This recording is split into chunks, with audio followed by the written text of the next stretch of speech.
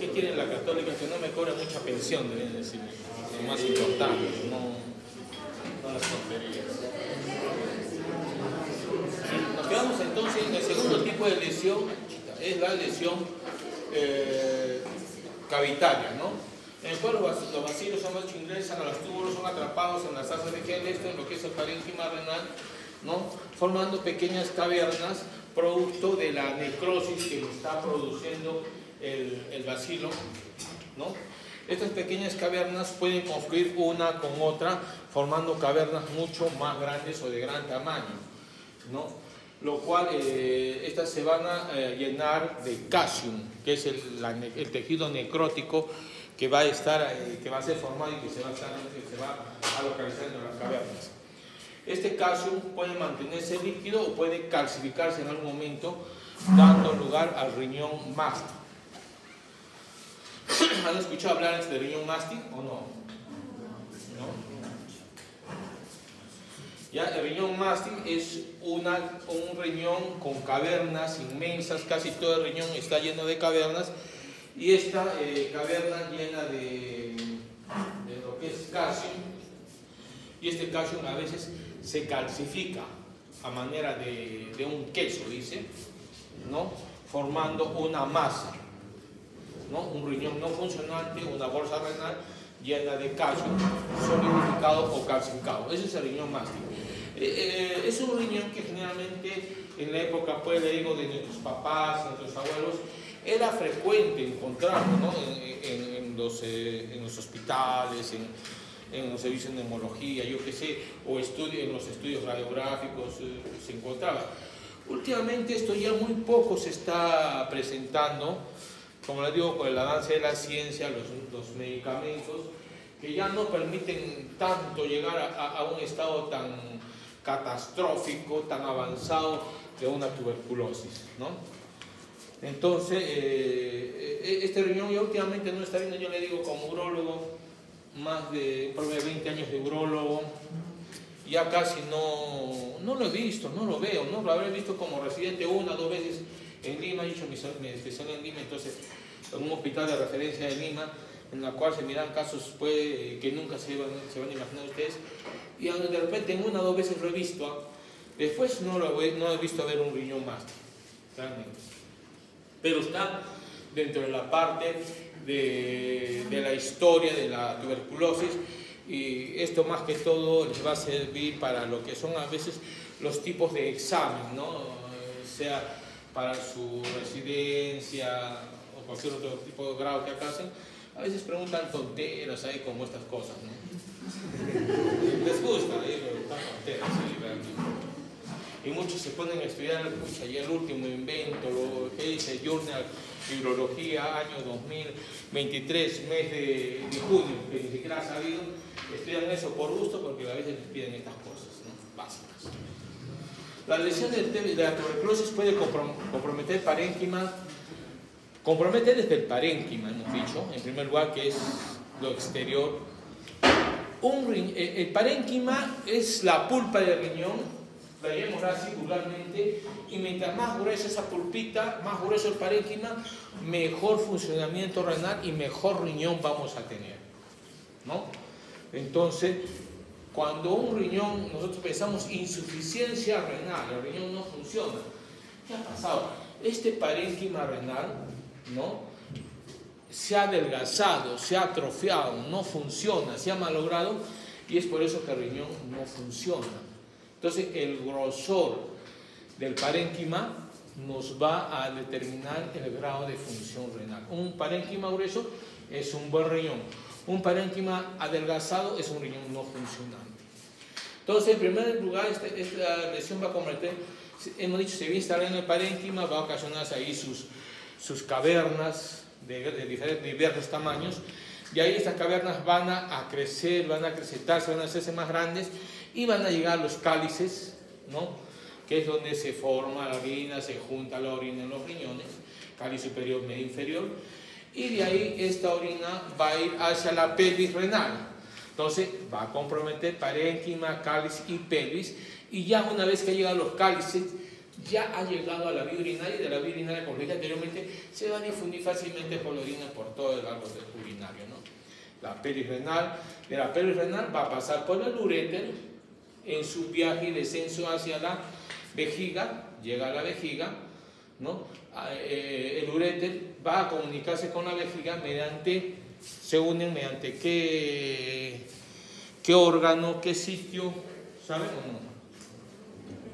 ¿El meato qué? ¿Uretral? ¿Ah? En voz alta, pues. A ver. Tenemos dos veces.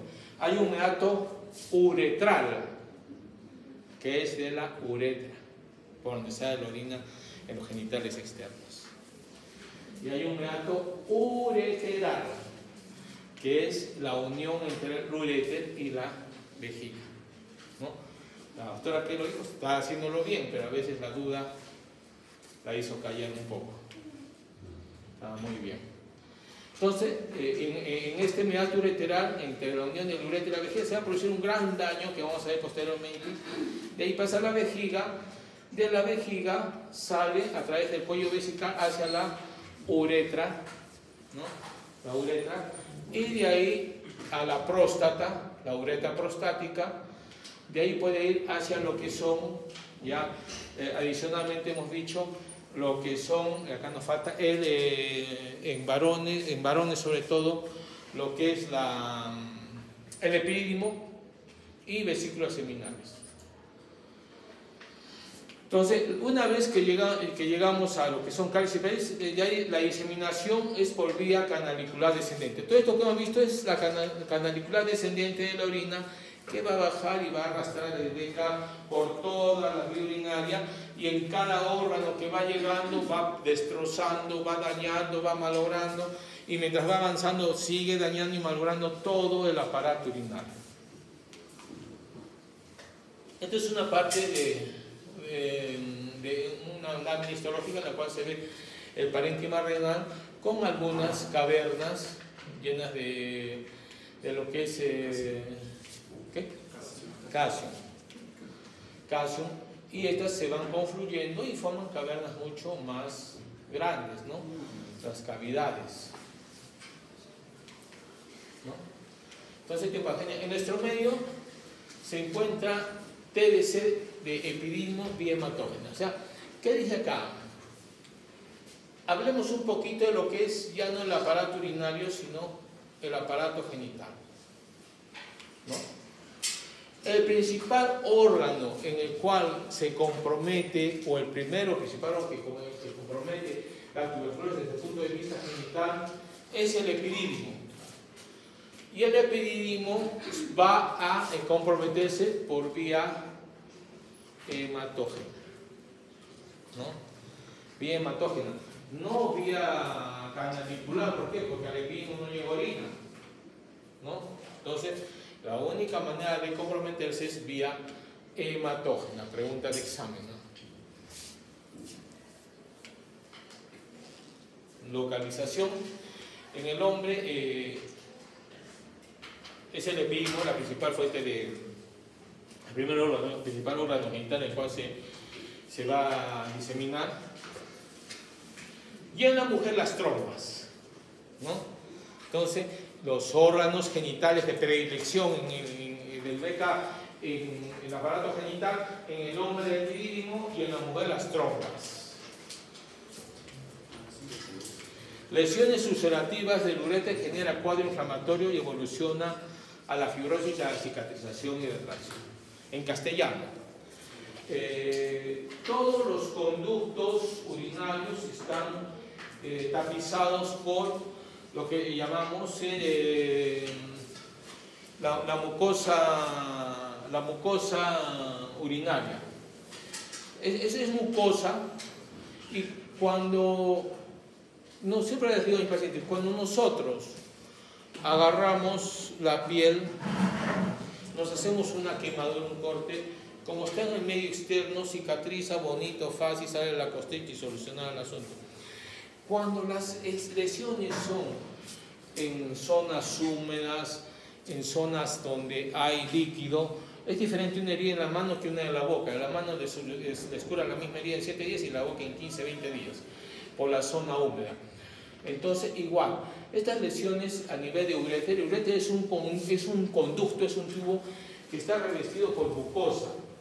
Entonces, cuando el BK entra a lo que es el uréter, daña la mucosa del uréter, va a dañar la mucosa de la vejiga, va a dañar la mucosa de la uretra, empieza a dañar todas las mucosas y al dañar produce una cicatriz. Este cuadro va a producir una cicatriz, una herida la cual va a cicatrizar y al cicatrizar va a producir en la mucosa una fibrosis.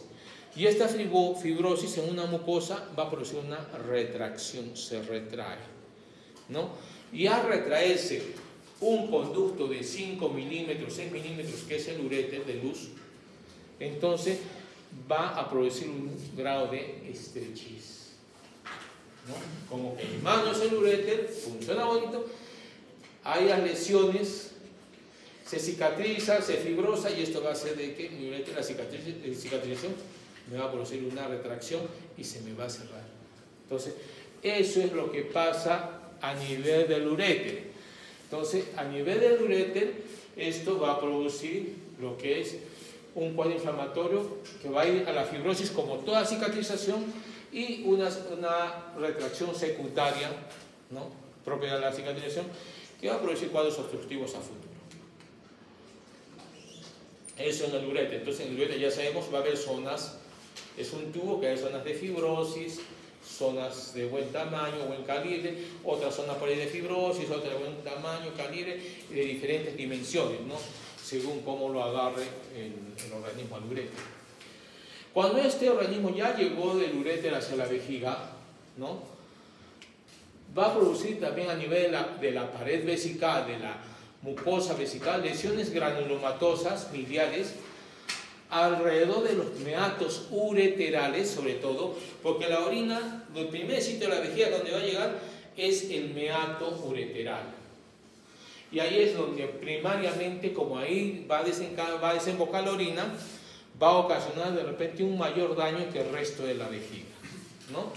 Entonces va a ocasionar un daño, lesiones granulomatosas a nivel de la mucosa, del meato uretral, del trígono, ¿no? Estas lesiones ulcerosas, ¿no?, van a ocasionar una irritación de la mucosa vesical y por ende síntomas irritativos, ¿no?, síntomas irritativos como la disuria. ¿Cuáles son los síntomas irritativos? La disuria, la poraquiuria, el tenefo vesical, ¿no? Entonces, me va a ocasionar estos síntomas irritativos una vez que ya el germen esté comprometiéndome la mucosa de la vejiga, ¿ya? Va a ocasionarme síntomas irritativos. Por eso es como vamos a ver más adelante, estos síntomas irritativos se van a confundir fácilmente con las infecciones urinarias, con las cistitis, ¿no? Bastante se van a confundir. En el nivel de los meatos ureterales, como les dije, que es donde desemboca el uréter hacia la vejiga, estos meatos, estas lesiones pueden ulcerarse, al igual que toda la mucosa. Donde está la lesión se ulcera, es una lesión tipo ulcerativa, se cicatriza, se fibrosa, y estos conductos o meatos ureterales, por la cicatrización, fibrosis, así como el uréter se estrecha, el meato también se ve estrechado. También se ve estrechar, lo cual va a dificultar el pasaje de la orina del riñón del uréter hacia lo que es la vejiga. ¿Por qué? Porque se ha cerrado, se ha estenosado, se ha retraído producto de la fibrosis y cicatrización. Entonces, como estamos viendo el daño más que todo acá, una vez que me ha destrozado los riñones, los ha hecho cavidades, no los ha llenado de calcio, me ha malogrado el parénquima, me va a estar malogrando el uréter con estenosis, producto de la fibrosis, de la cicatrización, se va a ir al meato y me va a obstruir el meato, me va a estenosar, a estrechar el meato, producto de la cicatrización, producto de la fibrosis, ¿no? En vejiga, hemos dicho, nos dan los síntomas irritativos propios de una infección urinaria, ¿no? Pregunta de examen también es esa, ¿no? me gusta mucho esa pregunta. Lesiones vesicales son extensas. Cuando esta tuberculosis es agresiva y la cantidad de gérmenes de Beca es abundante, se ha producido un daño mayor, más grande, ¿no? Exponencial, en la mucosa de la vejiga. El mismo tipo de lesiones irritativas, ulcerativas, y todas van a ser la fibrosis, la cicatrización, el organismo se va a defender, va a fibrosar, va a cicatrizar y va a retraer. ¿No? Y al retraerse, ¿qué va a hacer? Si yo tengo una vejiga amplia, elástica, cuando esta esté fibrosada, dura, se va a retraer, se va a hacer dura y va a perder esa elasticidad, lo cual me va a originar la microvejiga, típica en la tuberculosis urogenital o tuberculosis de vejiga, ¿no? Cuando ya la vejiga está muy dañada, muy maltratada, va a llegar una microvejiga. Una vejiga normalmente de un varón tiene un deseo miccional primario entre los 250 a 260 centímetros cúbicos de orina. De 250 a 300 el varón ya está que tiene un deseo imperioso de miccionar, ¿no? Una mujer aguanta un poquito más, la vejiga de la mujer es más amplia, entre 300 a 350 tranquilamente puede aguantar ella, y va a tener recién a ese momento el deseo imperioso de la micción. Estamos hablando de 250 a 300 en el varón, mujer de 300 a 350 centímetros cúbicos de orina. Estas vejicorregias solamente llegan entre 40 a 50 máximo de volumen. Entonces imagínense, si ustedes van a miccionar cada 3, 4 horas de repente tomando sus líquidos, estos pacientes van a orinar cada media hora, 40 minutos al baño. ¿Por qué? Porque la vejiga no permite más que 40, 50 centímetros cúbicos de orina. Lo típico de la microvejiga, una vejiga dañada, maltratada, ¿no? La última etapa ya de la tuberculosis en cuanto a la vejiga, ¿no? Ya más no la puede hacer, no la puede maltratar. Y como les dije hace un momento, no es necesaria una tuberculosis primaria aparatosa para esperar lesiones urinarias. Muchos pensamos, ya me hago una tuberculosis suave, al amigo, al compadre, al abuelo, yo qué sé. Entonces no te preocupes, no creo que pase nada. No necesitamos una lesión o una tuberculosis primaria aparatosa, grande, inmensa, escandalosa para tener una TBC urinaria, ¿no? No es factor condicionante. Entonces, una tuberculosis, por más simple que sea, puede darle origen a lesiones o tuberculosis urinarias agresivas. Elementos diagnósticos para una tuberculosis, ¿no? Vamos a tener a la mano la clínica, ¿no? El paciente va a venir con ¿qué? Hemos dicho, con síntomas ¿de qué tipo? Irritativos. La vía urinaria tiene dos tipos de síntomas. Lo van a hacer seguro cuando hagan su clase de hiperplasia prostática, ¿ya? Aunque las clases se las hacen en 15 minutos y ni siquiera les va a decir que es próstata y chao, les van a decir, ¿ya? Pero deberían hacerlo ahí. Síntomas irritativos que son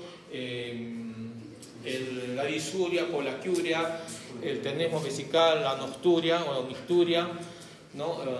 Generalmente conocidos como síntomas irritativos, y los obstructivos, signos obstructivos, que es el pujo, el goteo, el residuo postmiccional, ¿no?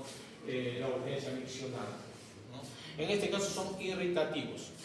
Y los síntomas irritativos, como les digo, van de la mano con problemas de cistitis, ¿no? Entonces, nuestros pacientes van a venir al consultorio por cuadros de síntomas irritativos, y muchas veces nosotros vamos a confundirlos con infecciones urinarias comunes y corrientes.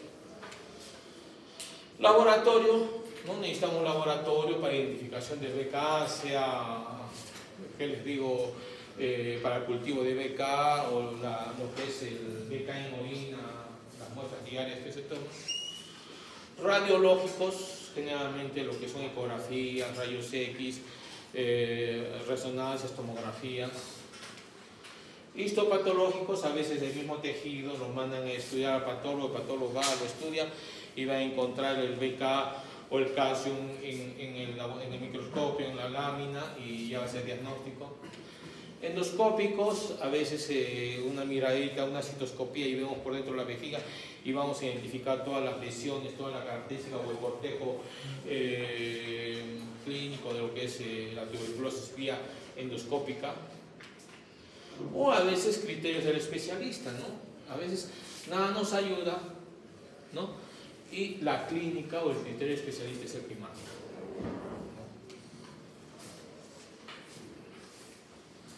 Dicen que el 75% de los pacientes tienen menos de 50 años,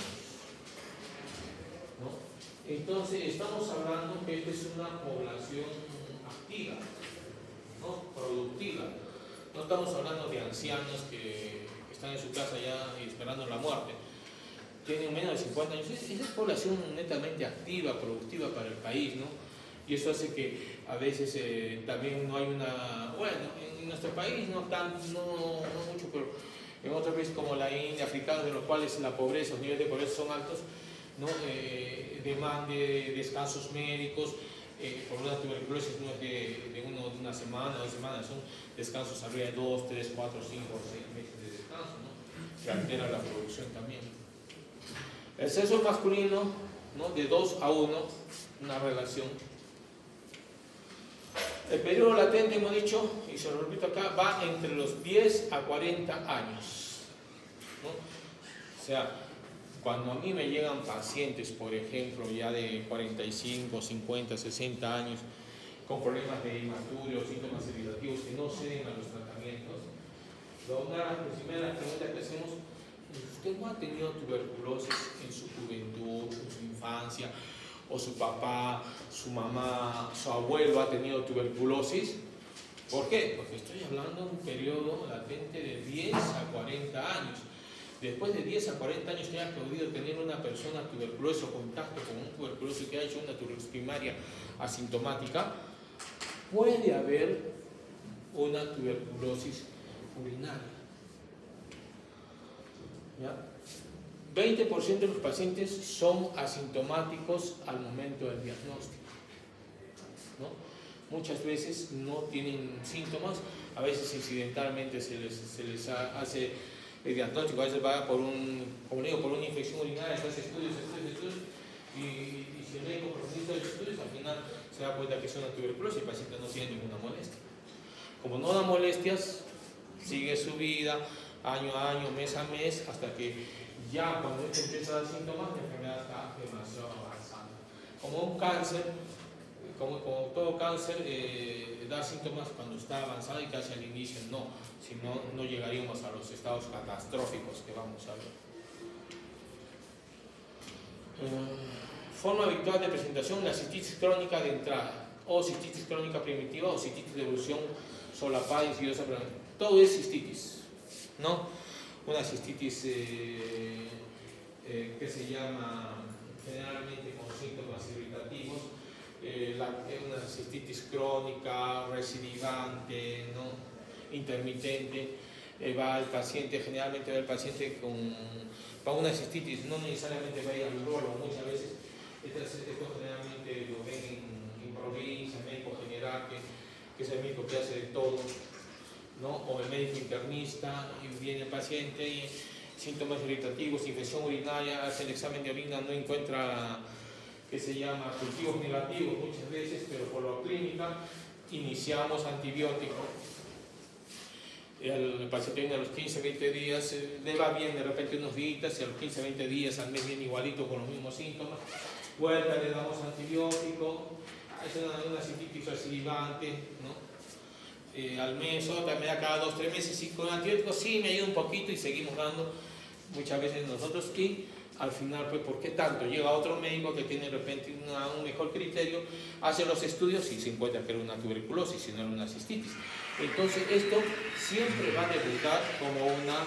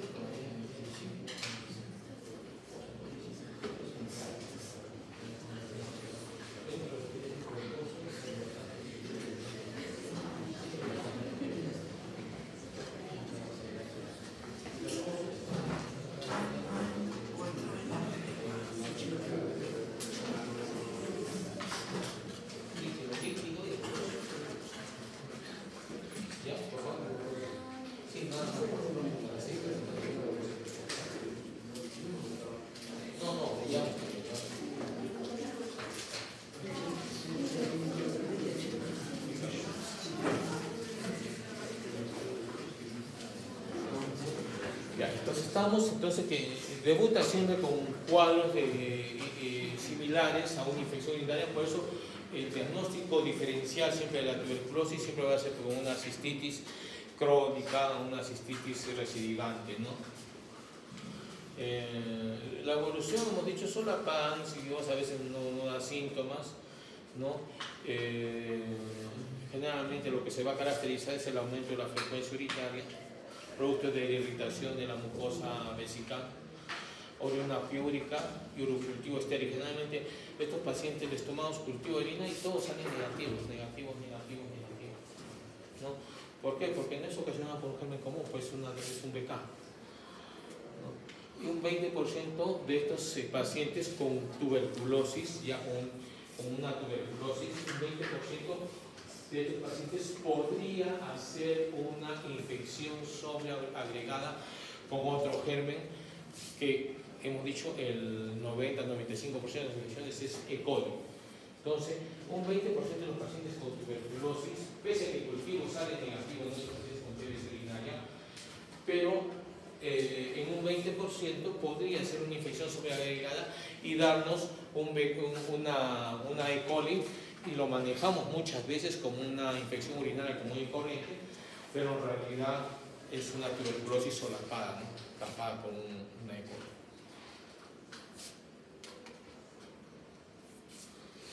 Otras manifestaciones clínicas son la hematuria total e intermitente, ¿no? Hay pacientes que sangran una orina roja, rutilante, ¿no? Intermitente de tiempo en tiempo, y muchas veces hacemos los estudios y no encontramos nada, ¿no?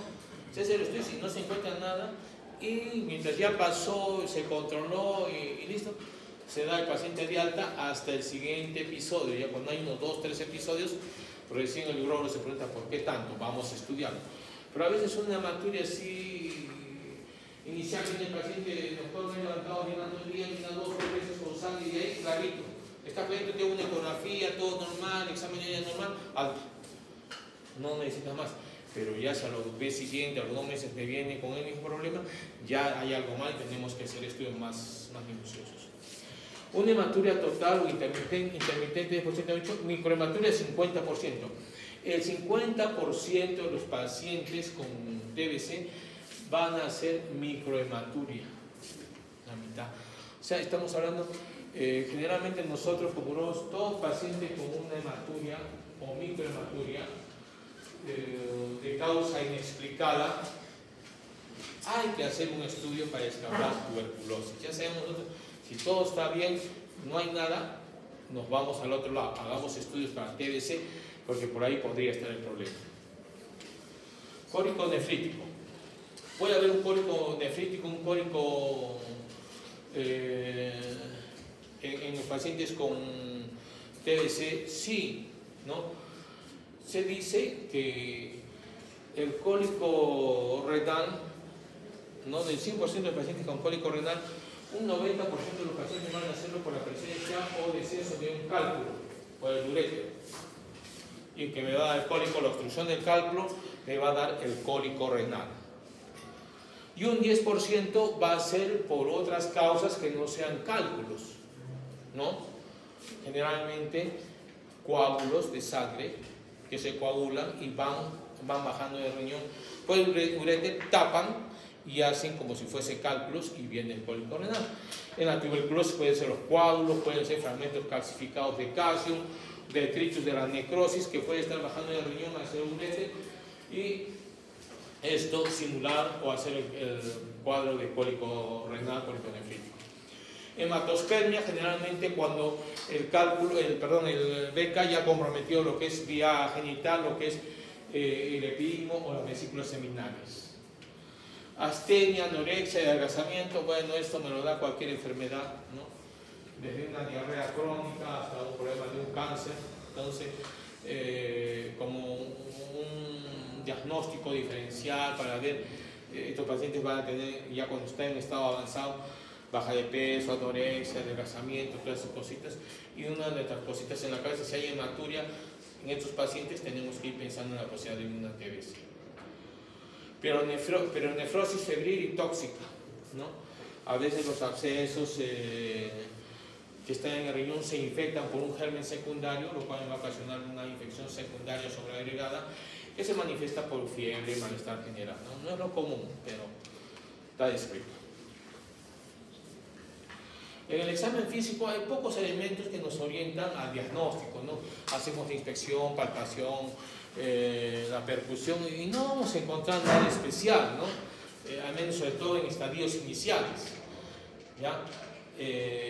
Al momento del examen se evalúa genitales, podría verse los epidídimos y si encontramos un nódulo en el epidídimo, ¿no? Generalmente estos nódulos son caudales, ¿no? En nivel de cola de epidídimo. Son fríos, indoloros, únicos, se agarras, lo aprietas, es algo duro, el epidídimo duro, una porción de epidídimo duro, frío, no es caliente, lo palpamos, no duele y nada más, y a veces ni siquiera le prestamos importancia, cuando ya habría que ver de qué se trata ese nódulo, ¿no? Y si tenemos los síntomas anteriores, podríamos ya relacionarlo con una epididimitis genitourinaria. Masa lumbar, ¿no? Palpable. Generalmente cuando veamos el tuberculoma o el riñón mástil que está, sobre todo pacientes caquéxicos, adelgazados, podemos palparlo. Pero como hemos dicho, ya ese riñón ya es raro actualmente, entonces muy poco vamos a encontrar eso, ¿no? Casos raros.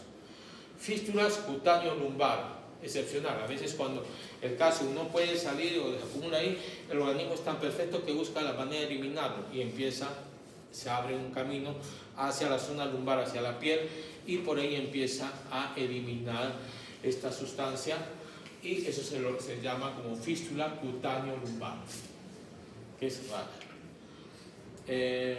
Esto sí, lo que he visto, estas fístulas bastante, más que en este momento, ¿no? Más que las lumbares son las fístulas escrotales, epidídimo escrotales. He visto por ahí hasta unos 4 pacientes, ¿no? En los cuales, no he visto por ejemplo de una cutánea, pero sí he visto las escrotales en las cuales los pacientes tienen una tuberculosis genital con compromiso en el epidídimo se llena de calcio, ¿no? Y esto se pega, o el organismo trata de eliminarlo hacia la piel y produce una comunicación hacia la piel originando una fístula. El paciente empieza a botar como pus por el pene.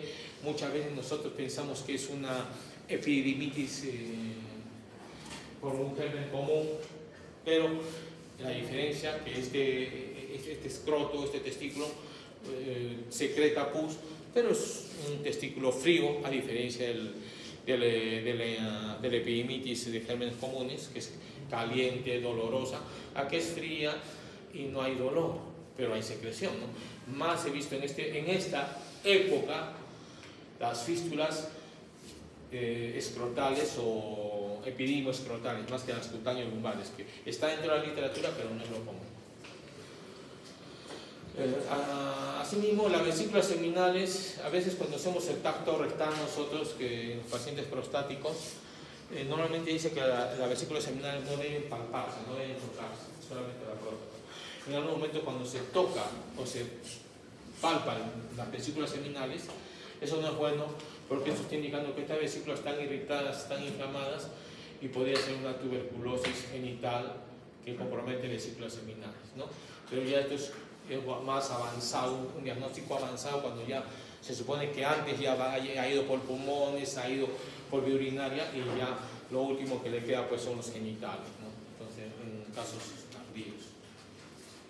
En suma, el diagnóstico de ATVC urinaria se plantea en presencia de cistitis crónica, cistitis con síntomas irritativos, ¿no? Cuyos exámenes son negativos.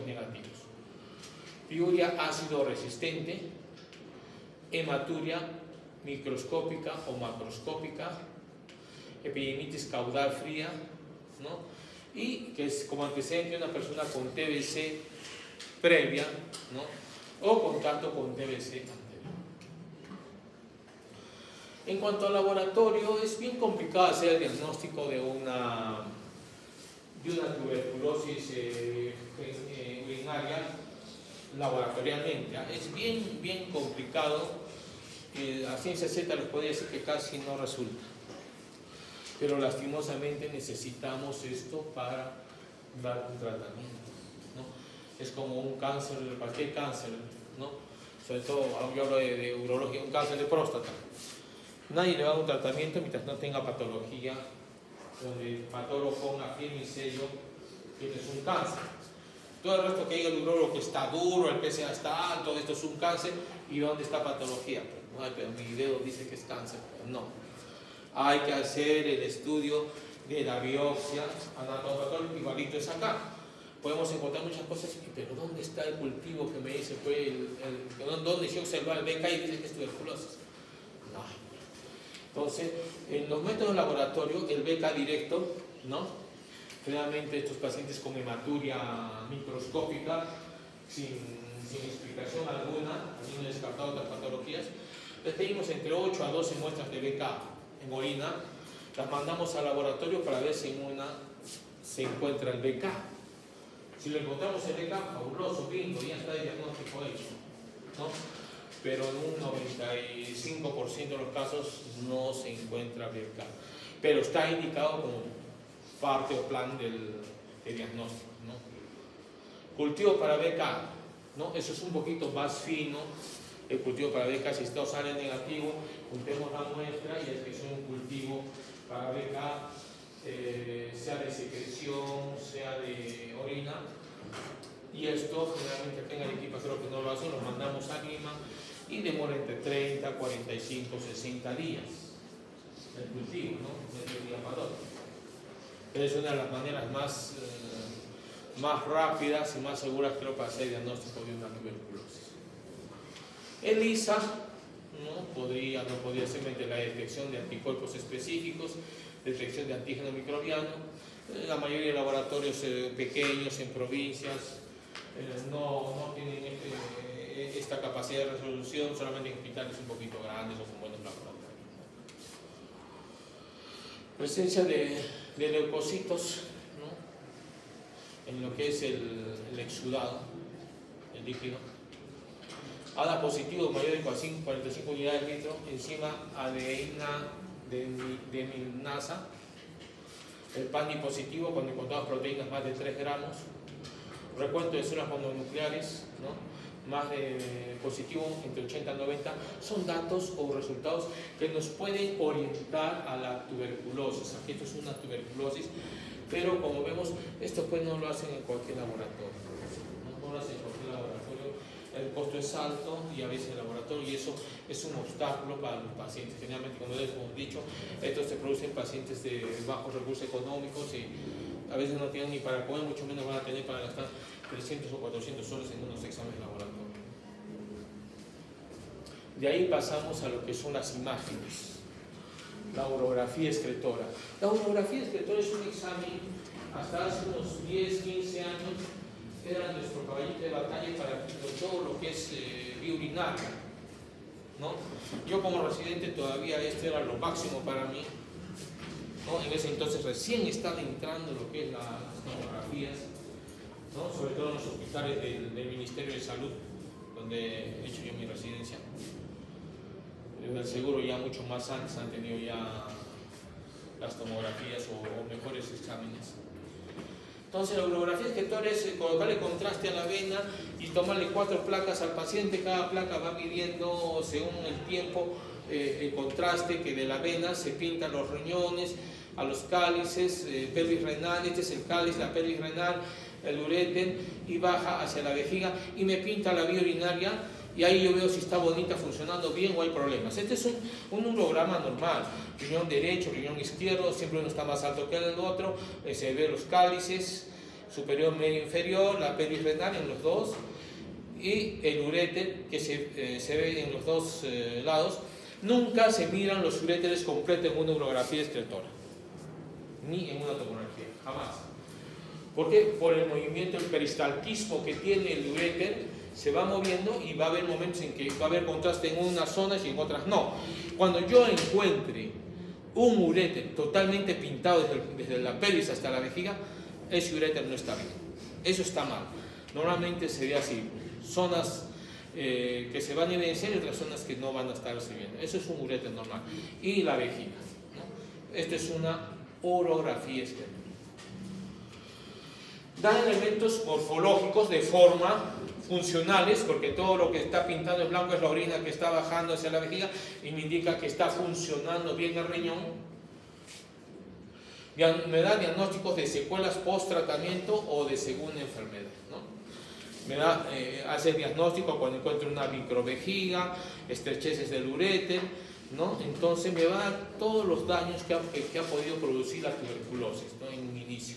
Y hacer exámenes posteriores para controlar los tratamientos si están funcionando o no. Aproximadamente el 95% de las urografías excretorias tendrán alguna alteración, ¿no? Cuando nosotros hacemos, esto quiere decir en castellano, del 100% de pacientes que se les haga urografía excretora, de pacientes con tuberculosis de vías urinarias y que yo les haga la urografía, un 95% de estos van a tener el examen, la urografía, una alteración, ya un daño. Algunas imágenes de urografía a veces dicen valen más una imagen que 1000 palabras, ¿no? Ojalá que sirva para ustedes. Este es un riñón en masilla o riñón mástil, en el cual el riñón se ha llenado del calcio, ¿no? Del calcio y ha formado una especie de una masa. Normalmente no se ve así, ¿no? Este es un riñón mástil. No funcionante porque la urografía sigue para la función. Está pintando ahí, pero no funciona. No veo que la orina baje por el uréter ni veo vejiga. Entonces es un riñón no funcionante. Y el otro lado no debe estar nada bonito tampoco, por eso es que ni pinta siquiera. Solamente vemos una mancha. Estenosis de cálices. Los cálices son como raíces, ¿no? Acá solamente acaba en un único cáliz y no a las raíces terminales donde va a llevar la orina. Entonces esto también está fibrosado, ¿no? Está fibrosado. Este es un cáliz un poquito más funcionante, ¿ven? Como raíces por ahí, pero acá acaba en eso, como un dedo, ¿no? Esto todavía está funcionando. Esto puede decir que es un cáliz normal, a diferencia de esto. Y vemos acá un uréter recto, que no debiera verse. Ya está mal este uréter, está mal los cálices, ¿no? Y miren, vemos dilataciones, zonas oscuras, que son las estenosis, lo que se ha estrechado el uréter, la orina que se junta como bolsita, vuelta una zona estrecha, orina zona estrecha, entonces son estrecheces del uréter producto de la cicatrización, producto de la tuberculosis que me ha dañado el uréter, ¿no? Con un poco de imaginación, siempre para estos exámenes hay que tener imaginación, puedo ver un riñón acá, miren, la silueta renal, ¿no? Ese es el riñón. Entonces, ese es un estenosis de los cálices con estrecheces del uréter. Cavernas, similar a esto, pero en menor está menos avanzado, ¿no? Este es, imaginación, el riñón, miren el riñón cómo está. Este es el riñón. Este es el riñón, el uréter, ¿no? Cómo baja la vejiga. Y veamos bien las cavernas. Ya se están llenando de calcio, huecos ahí, ¿no? Con cavernas el riñón, que me están dañando el parénquima. El parénquima mientras más gruesito, mejor, ya se está comiendo el parénquima esto. El uréter que más o menos se nota, y vemos una vejiga media fea, ¿no? Con cierta rugosidad que podría corresponderse a una fibrosis. No es una lisa, sino hay cierta rugosidad acá, que ya me está indicando tener otro problema,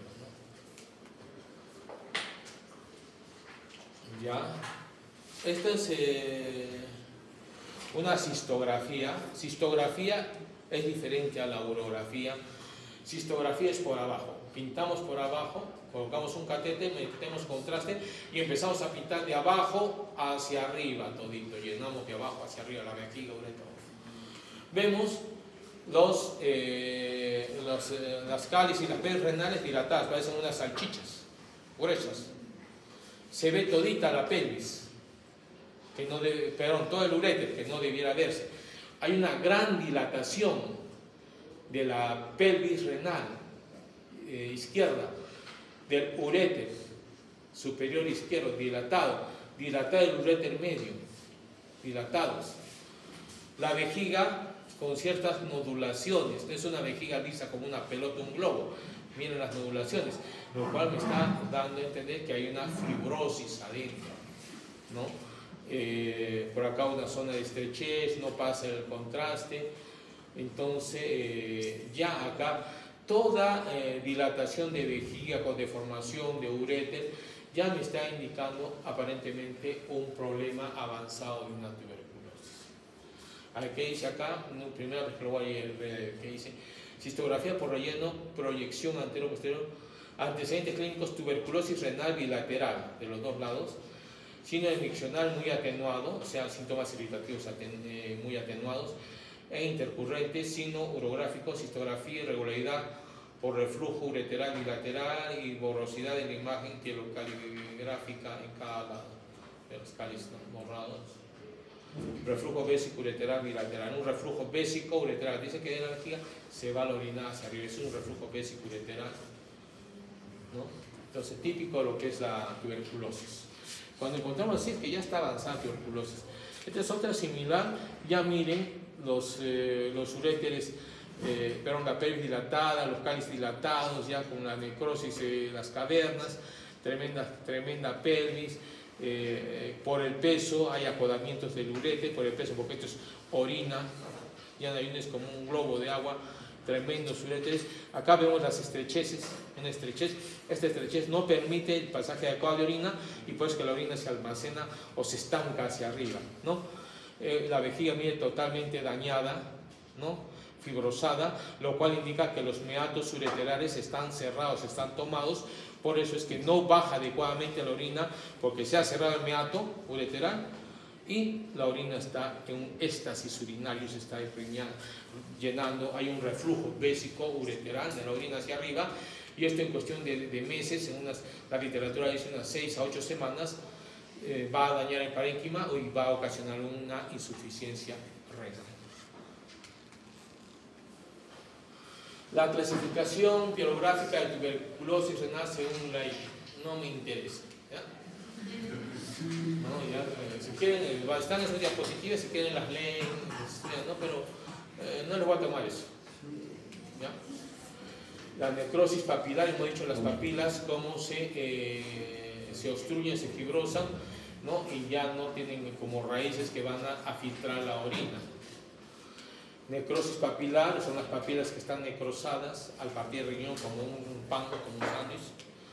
Signo del tubo ureteral. A mí me gusta mucho porque he visto en algunas preguntas que les tomen algunos exámenes, sobre todo de residentado, muchos les gustan los síntomas o los signos radiológicos de la tuberculosis. He visto muchos les gustan. Eso me gusta a mí enseñárselos. El signo del tubo ureteral. El uréter jamás se debe ver entero, miren acá como un tubo recto, no hay el peristaltismo que tiene, ¿no? Lo cual indica que es un uréter fibrosado en su totalidad, ¿no? Y que no tiene ni siquiera peristaltismo. Ese es el signo del tubo ureteral, ¿no? Un tubo, ¿no? Que se va hasta la vejiga, recto, ¿no? A diferencia de lo normal. Riñón excluido. Este es un riñón funcionante, con contraste, se pinta el riñón y la imaginación. En imágenes, en estudio de imágenes hay que tener imaginación. Este es el riñón, miren. Este es el riñón. Este es el parénquima, desde el externo hasta los cálices, es el parénquima. Es un buen riñón porque su parénquima es gruesito, ¿no? Acá hay debe ser un ácido intestinal que hace una imagen como que estuviese incompleto, pero el ácido intestinal está sobrepuesta, el riñón debe ser por aquí, ¿ya? Un buen riñón que está funcionando, eliminando la orina, que es lo blanquecito, hasta el uréter y se va hacia la vejiga. A diferencia del otro riñón izquierdo, miren, que no debería estar funcionando igual. ¿Por qué? Porque el contraste funciona al mismo tiempo los dos. Y en el lado izquierdo, ¿qué encontramos? Miren. una masa. ¿Pinta o no pinta? No pinta. Y si no pinta, ¿qué significa? Que es un riñón que no funciona, no está filtrando orina. Es un riñón excluido o riñón no funcionante, que está ya dañado, muerto por la tuberculosis. Ya se ha comido su parénquima y ya no pinta, pues una bolsa de agua, de pus, una bolsa de calcio. Eso es este riñón, ¿no? Sin estenosis urétero-vesical. Urétero-vesical, ¿no? Entonces hay una estrechez del meato urétero-vesical o de la zona urétero-vesical. Miren acá, el contraste pinta, arriba está bajando, llega abajo, pero acá se dilata, como una cabeza de cobra ahí. Y espacio muerto, lo cual indica que es fino el pasaje, hasta ahí está dilatado y hay un fino pasaje como punta de lápiz y que está bajando la orina hacia lo que es la vejiga, que es esto, ¿no? Es una estenosis urétero-vesical, de la unión del uréter y la vejiga, producto de la tuberculosis, de la cicatrización, ¿no? Un riñón derecho un poquito más bajo de lo normal, una topsis renal, el riñón de un poquito más, que está demasiado bajito. También que está dilatado, no tiene las cálices, ¿no? Y un riñón que se nota no funciona adecuadamente tampoco. Igual acá, este es la pelvis renal, cáliz superior medio inferior, dilatado, ya por un daño de la fibrosis que hay a nivel del aparato urinario renal. Un uréter grueso, engrosado, con áreas de estenosis, producto de la cicatrización. Una microvejiga, una vejiga pequeñita, con una estenosis urétero-vesical en ambos lados, ¿no? Espacio muerto, llega acá la orina y como que no baja, debe bajar, pero un hilito. Por eso es que esto está dilatado, pero esto es producto de la tuberculosis. Son riñones ya totalmente o bien avanzados en daño, ¿no? Microvejiga tuberculosa, esta es la vejiga. Este es el uréter derecho, el uréter izquierdo, engrosados, ¿no? Aparentemente hay una estenosis de la unión urétero-vesical o del meato urétero-vesical que no deja pasar la orina porque se ha fibrosado, se ha cicatrizado y se está quedando almacenada la orina en el uréter que se ha engrosado. Y la vejiga también está irregular, lo cual también ha dañado la vejiga, ha hecho una microvejiga producto de la cicatrización y la retracción de la mucosa. Esta es una vejiga pequeña que no tiene ni 20 ni 30 centímetros cúbicos de volumen por lo menos, ¿no? O sea, este paciente orinará cada 10-15 minutos, ¿no? Y para esto no hay reparo, no hay repuesto para esto, ¿no? O sea, ya el paciente está urológicamente maltratado, malogrado, ¿no? Y el pronóstico no es nada bueno. Estas son situaciones en las cuales después se encontraba antes, ¿no? Ahora es difícil encontrar un caso, no es imposible, pero es difícil porque ya avanzado, en todos los aspectos hemos avanzado. Este es un uréter, dice uretrografía retrógrada mostrando múltiples estenosis uretrales en collar de perlas. Collar de perlas o en rosario también se le llama. En que acá está el riñón y el uréter, miren, como un rosario, collar de perlas, dilatado, estenosis, dilatado, fibrosis, estenosis, dilatado, fibrosis, estenosis, dilatado, fibrosis, estenosis, dilatado, una estenosis y hasta llegar a la vejiga, ¿no? Es otro signo radiológico en collar de perlas. Acuérdense, el signo de collar de perlas, que es del uréter y típico de la tuberculosis. Otros exámenes que nos pueden ayudar fuera de la urografía excretoria que hemos visto ahora, que nos da no solamente una imagen detallada de lo que es riñón, vejiga, ¿no? Sino del uréter, es la pielografía retrógrada, es la evaluación que hacemos de abajo, retrógrada, de atrás hacia adelante. Ponemos el contraste a la vejiga, al meato ureteral y por ahí mandamos el contraste hasta arriba. Entonces, en lugar de ser de arriba hacia abajo, de abajo hacia arriba. Por eso es retrógrada, ¿no?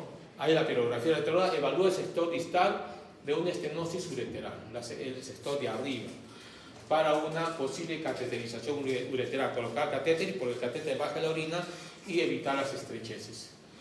Radiorenograma es una imagen de medicina nuclear carísimo y nos sirve para ver la función renal. Del 100%, ¿qué porcentaje funciona mi riñón? Se dice que cuando un riñón funciona menos del 20% es un riñón que no sirve y hay que sacarlo. La ecografía es poco valor inicial, en un inicio voy a mostrar ahí la hidronefrosis, ¿ya? Nada más, pero nos va a servir mucho para los controles post-tratamiento. La citoscopía es un examen visual que lo hace el urólogo, coloca un citoscopio, es un aparato que se coloca a través de la uretra y va a ver por dentro cómo está, como una endoscopía, pero vesical. Una cistoscopía, vamos a ver las características, cómo están los meatos, cómo está la mucosa ureteral, el tamaño de la vejiga. ¿No? Inicialmente mucosa, vamos a ver la mucosa eritematosa, pueden encontrar sectores ulcerados en caso de una TBC activa, vejigas con poca capacidad en caso de una microvejiga, los meatos en hoyos de golf, que es la retracción del uréter, se retrae el uréter y da imagen de un hoyo en golf o de palo en golf que le llaman, ¿ya?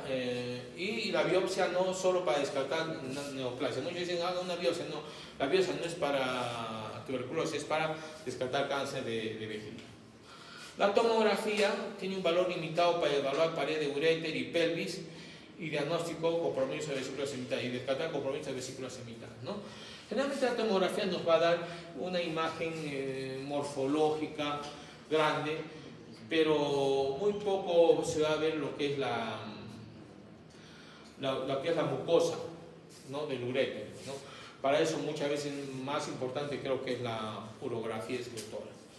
Pero la tomografía con contraste le está quitando mucho piso, mucho espacio a la urografía, que hasta hace 10, 15 años era nuestra vedette en lo que es en tuberculosis, ya está siendo un poquito desplazada por la tomografía con contraste.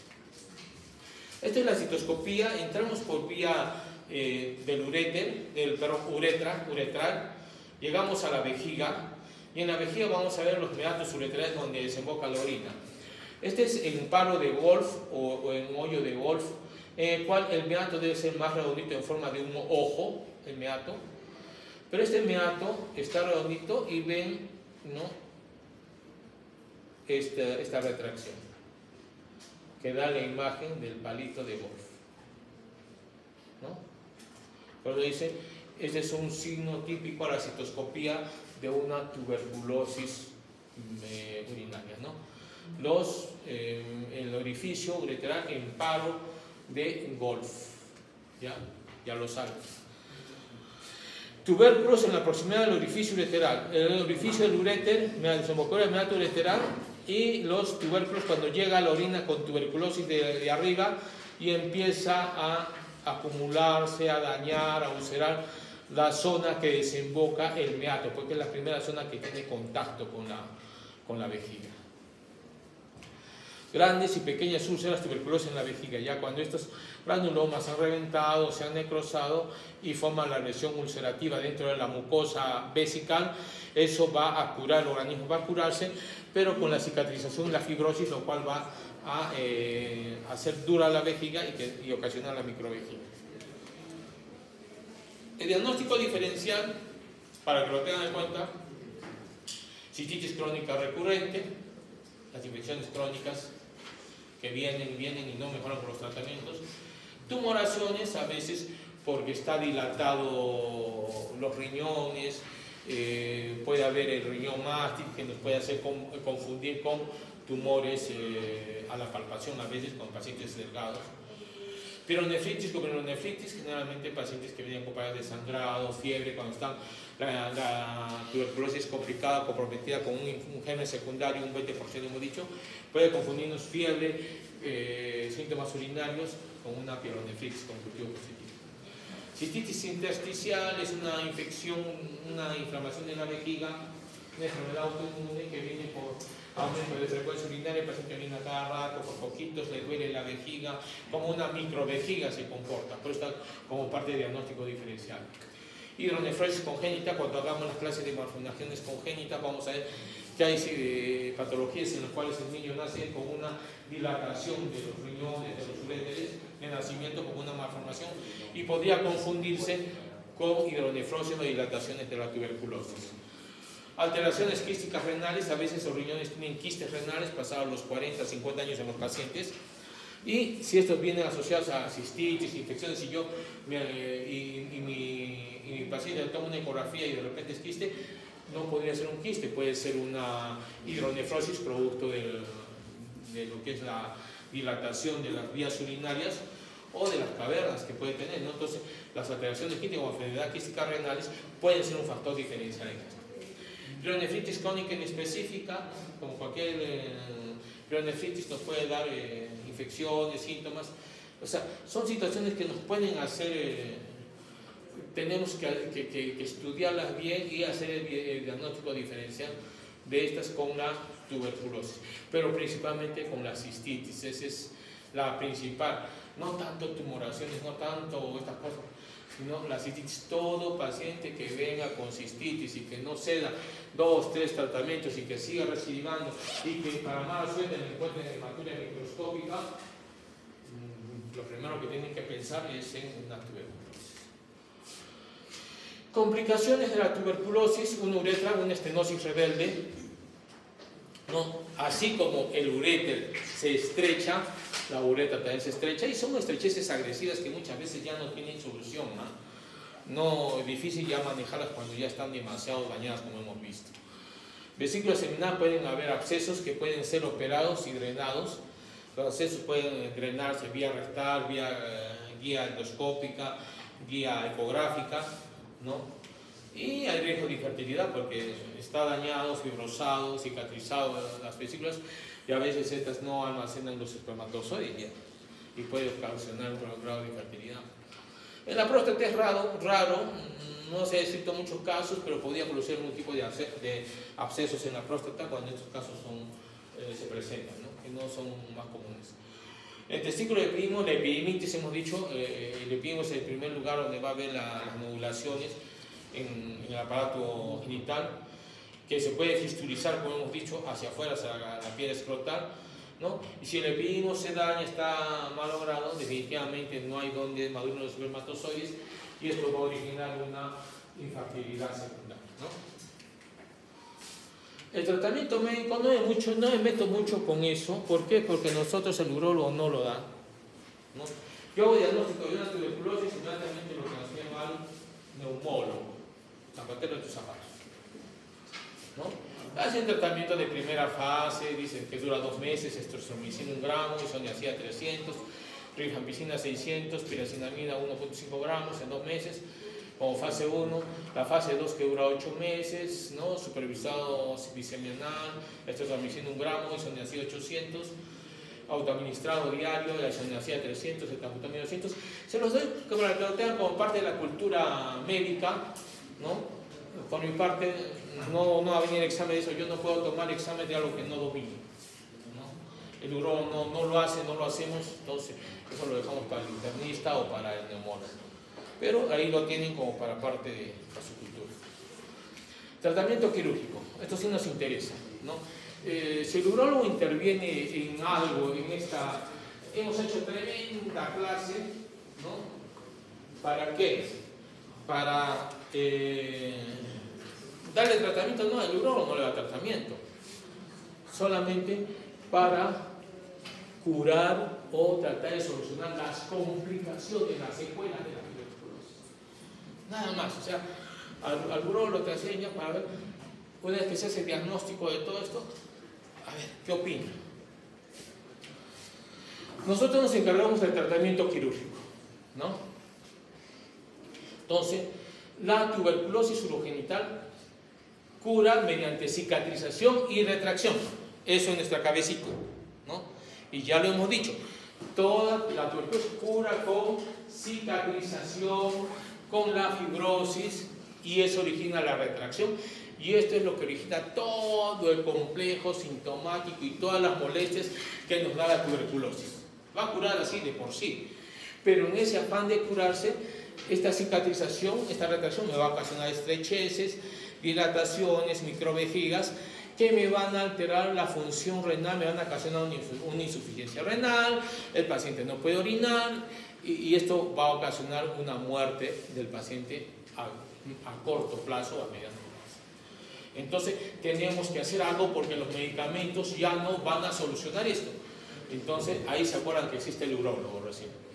Los procedimientos quirúrgicos están reservados para el manejo de sus secuelas. Ojo, las secuelas que ha dejado la tuberculosis. No es para curarlas. El urólogo no cura. Maneja las secuelas para conservar órganos y preservar la función adecuada de los mismos. Para eso servimos nosotros, ¿no? ¿Cuál es el órgano que tenemos que proteger más en la vía urinaria? El riñón, porque hay una tremenda lista de trasplantes, ni tu plata vale para hacer un trasplante renal. Entonces lo que tenemos que preservar es el riñón, es nuestro órgano que tenemos que cuidar nosotros como urólogos, ¿no? Tenemos procedimientos quirúrgicos que pueden ser mutilantes, como es la nefrectomía, sacar el riñón completo cuando no sirve, epididimectomía, sacar todo el epidídimo cuando está comprometido, orquiepidectomía, cuando está comprometido el epidídimo y el testículo y no sirven, tenemos que sacarlo. Son mutilantes. Conservadores, cuando tratamos de preservar alguna función del órgano, la poca función que puede tener el órgano. De repente una nefrectomía parcial para no sacar todo el riñón y solamente la mitad está malograda una porción, tratamos de preservar la función sana, el riñón sano, la parte sana, la porción sana, y hacemos una nefrectomía parcial. Derivantes, procedimientos derivantes, una ureterostomía, ¿no? Que es sacar la orina hacia afuera, mediante catéteres, para preservar el riñón, que no se ahogue el riñón tiene que funcionar, y si no elimina la orina se ahoga.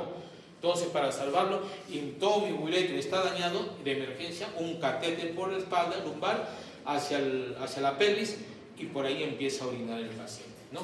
Eso es una ureterostomía, ¿no? O la nefrostomía es cuando a veces se coloca otro catéter hacia abajo. Bricker y similares son operaciones en las cuales el uréter no funciona y tengo que salvar mi riñón y el uréter lo va a seguir malogrando.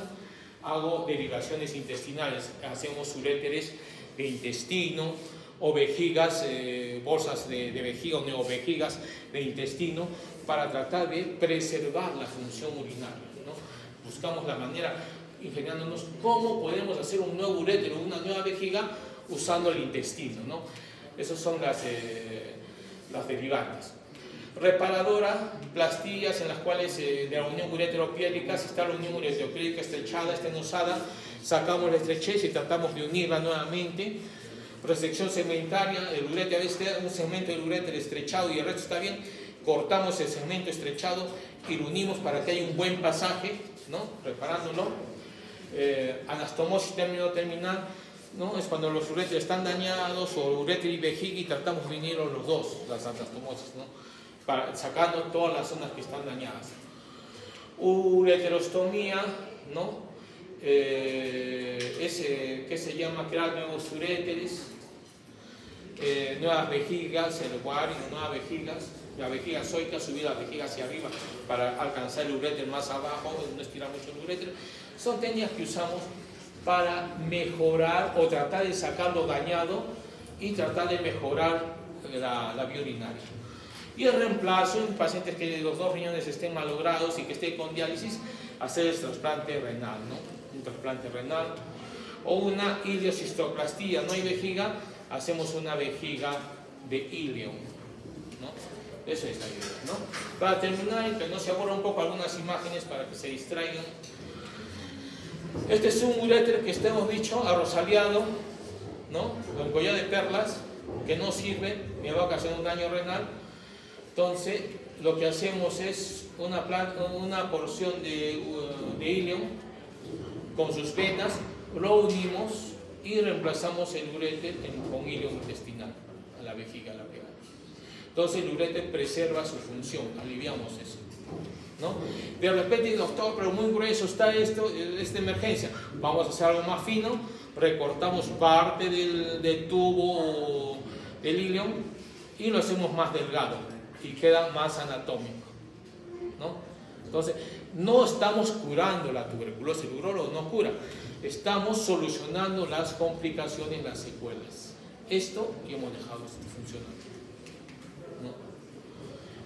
Una vejiga, una microvejiga que esté dañada, pero que me esté funcionando los riñones y los uréteres y nada dónde evacuar, un pedazo de intestino de ilium, cerramos, conservamos su vascularización, cerramos el extremo, fijamos, implantamos, hacemos un reimplante al uréter y esto como una colostomía hacia afuera y con su bolsa de colostomía funciona el riñón, la orina hacia afuera.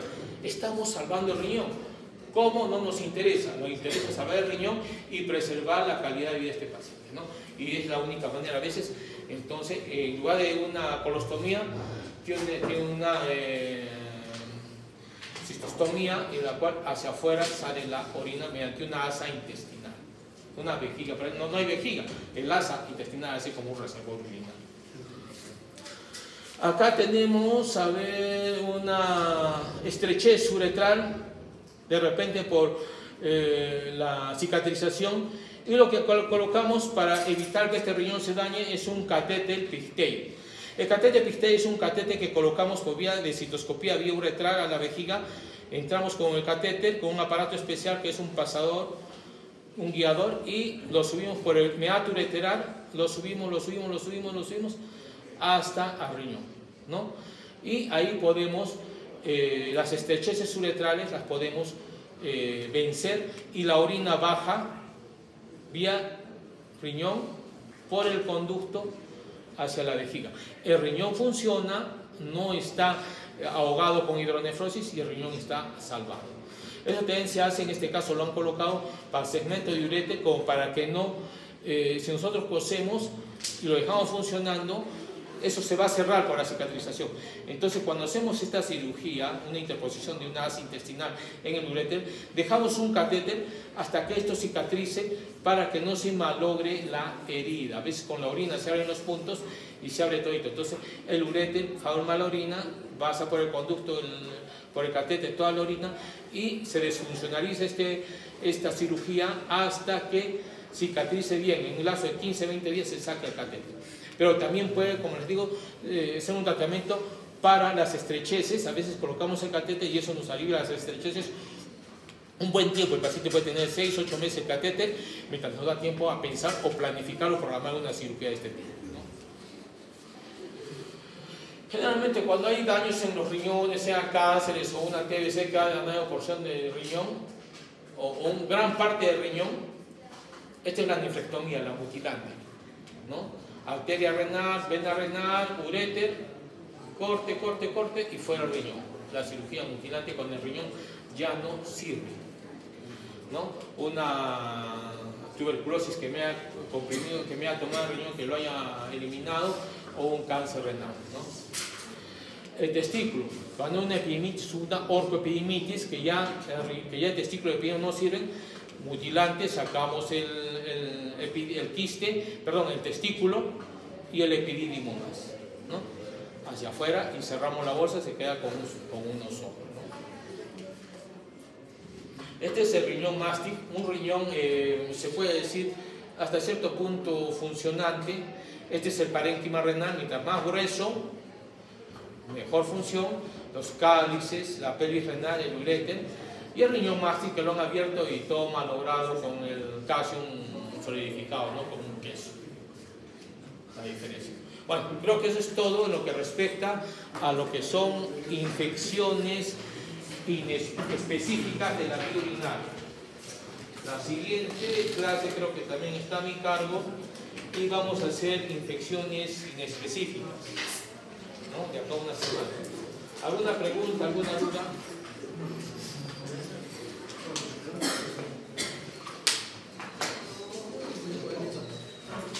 ¿Está bien? bien o ha sido aburrida la clase?